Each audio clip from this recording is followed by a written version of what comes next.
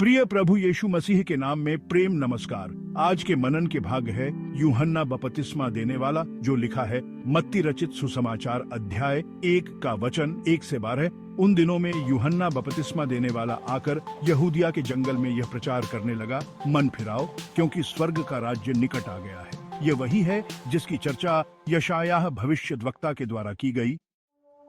जंगल में एक पुकारने वाले का शब्द हो रहा है कि प्रभु का मार्ग तैयार करो। यह यूहन्ना ऊंट के रोम का वस्त्र पहने था और अपनी कमर में चमड़े का कटिबंध बांधे हुए था। उसका भोजन टिड्डियां और वनमधु था। तब यरूशलेम और सारे यहूदिया और यर्दन के आसपास के सब स्थानों के लोग उसके पास निकल आए। उन्होंने अपने अपने पापों को मानकर यर्दन नदी में उससे बपतिस्मा लिया।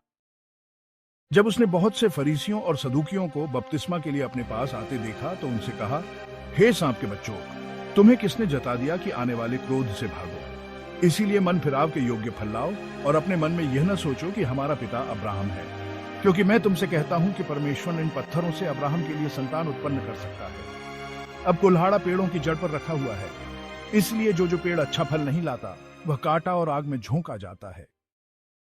मैं तो पानी से तुम्हें मन फिराव का बपतिस्मा देता हूं, परंतु जो मेरे बाद आने वाला है वह मुझसे शक्तिशाली है। मैं उसकी जूती उठाने के योग्य नहीं। वह तुम्हें पवित्र आत्मा और आग से बपतिस्मा देगा। उसका सूप उसके हाथ में है और वह अपना खलिहान अच्छी रीति से साफ करेगा और अपने गेहूं को तो खत्ते में इकट्ठा करेगा, परंतु भूसी को उस आग में जलाएगा जो बुझने की नहीं। ये वाक्यांश हमें मरकुस अध्याय 1 के वचन 1 से 8, लूका अध्याय 3 के वचन 1 से 18 तथा यूहन्ना अध्याय 1 वचन 6 से 8 तथा यूहन्ना अध्याय 1 वचन 15 से 34 में मिलता है।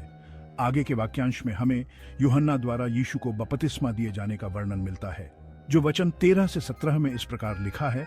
उस समय यीशु गलील से यर्दन के किनारे यूहन्ना के पास उससे बपतिस्मा लेने आया, परंतु यूहन्ना ये कहकर उसे रोकने लगा, मुझे तो तेरे हाथ से बपतिस्मा लेने की आवश्यकता है और तू मेरे पास आया है।